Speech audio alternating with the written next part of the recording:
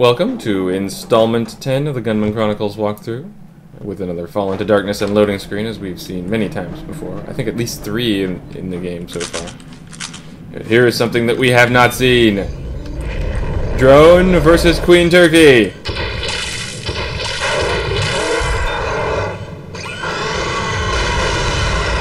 Which, as it turns out, is completely lopsided and not actually a cool fight at all. Consider the drone the Mike Tyson of the game.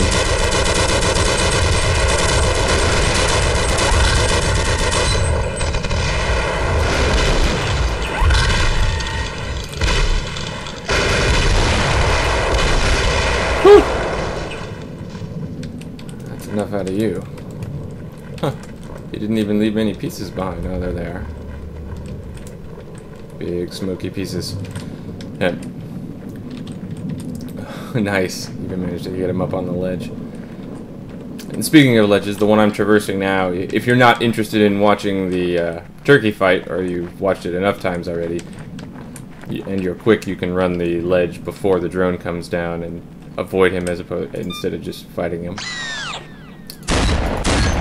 There's also a rock up here that you can drop on him, but I've done that multiple times and it never seems to do the trick.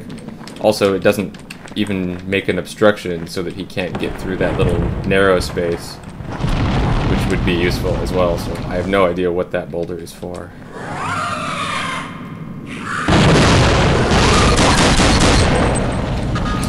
This, on the other hand, I know exactly what it is for. To give me a way to get up to the walkway.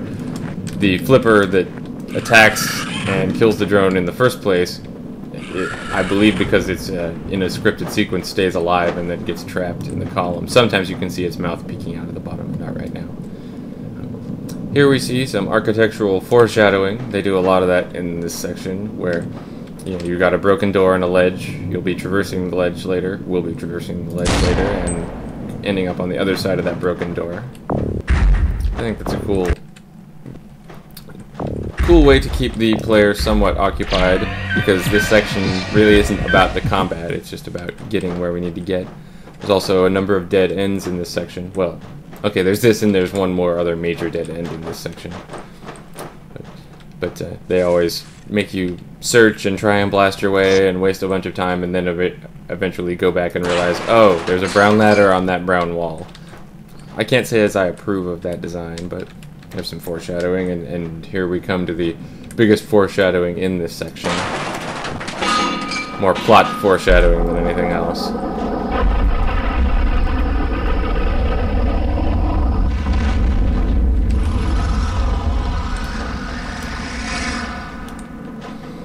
Yep.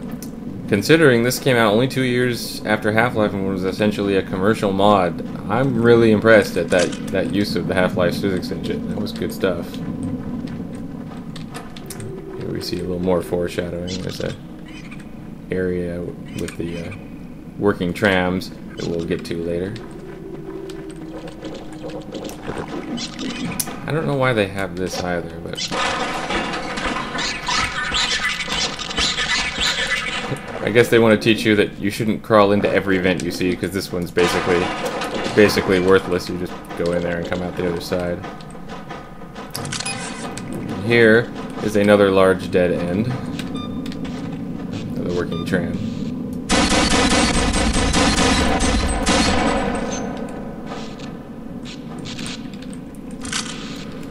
Yep.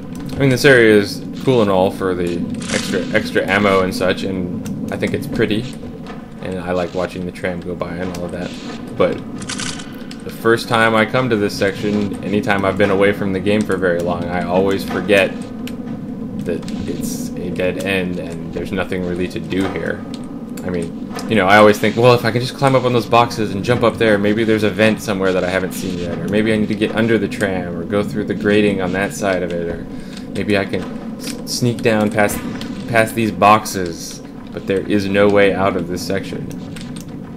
I mean, obviously there's a way out. It's still part of the level, but this is really just a big dead end with ammo dump. When you go back, you suddenly realize, oh, there's this corridor that I really could not have seen before because it's basically shrouded in blackness. And when I moved over here to grab these items, I was immediately drawn to the bright lights. Yeah. I do not consider that good game design.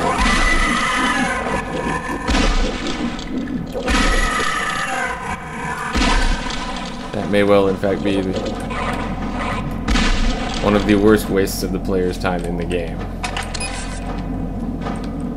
But, you know, again, this was also 2000, so that was pretty common in a lot of games.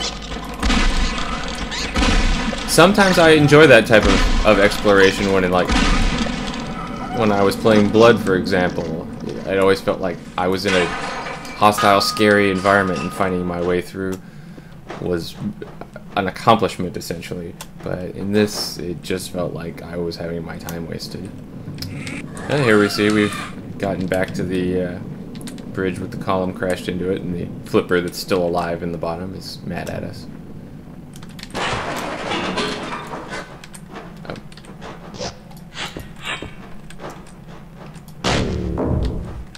Full up on assault rifle ammo. That's good. Now, here we see the Kata space anchors. We've seen them before, although much smaller than what we're seeing here. Oh, darn it. I really don't like that guy below. It's very hard to shoot because he's got so much time to shoot the little green guys up at you. And those little green guys will block your shots. Hey. Anyway, this doesn't really look terribly dangerous, but you can't go past it, or at least you can, but you can't actually accomplish anything because you're forced by the plot to go this way. And fight a, you know, entire herd of flippers.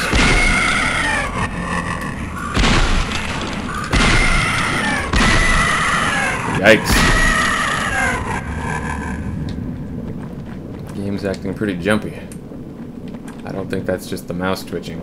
Something else is going on.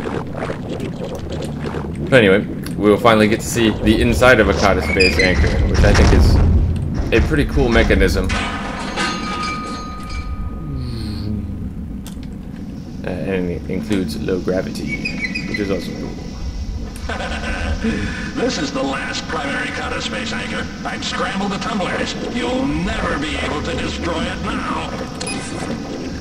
You underestimate Major Archer. Major Archer can destroy anything, and since I've done this so many times, I can destroy it very efficiently. Hey. I thought I could anyway. There we go. Yeah. Always a letdown after you do the first set of tumblers and nothing happens. Then you're forced to go over to the other side and realize, oh, there's a complete other set. I hate you, and you should have told me about this.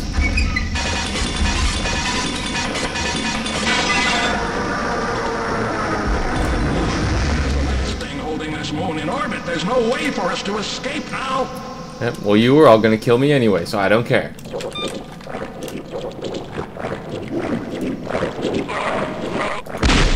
Yeah, they were kind of clever, actually. You may have noticed there was another grating on the floor there.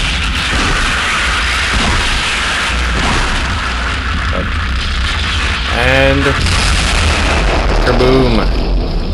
But they put another grating on the floor inside the Kata space anchor, so in case you happen to stop the rotating bit at a point where you couldn't use the normal vent to get out, there was a secondary vent. Here we'll see another somewhat misleading bit of architecture. You assume you're going to have to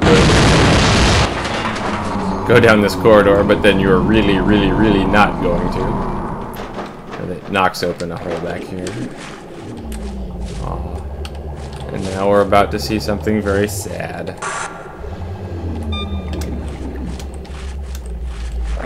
It is the end of the giant space Queen Turkey. Goodbye, Queen Turkey.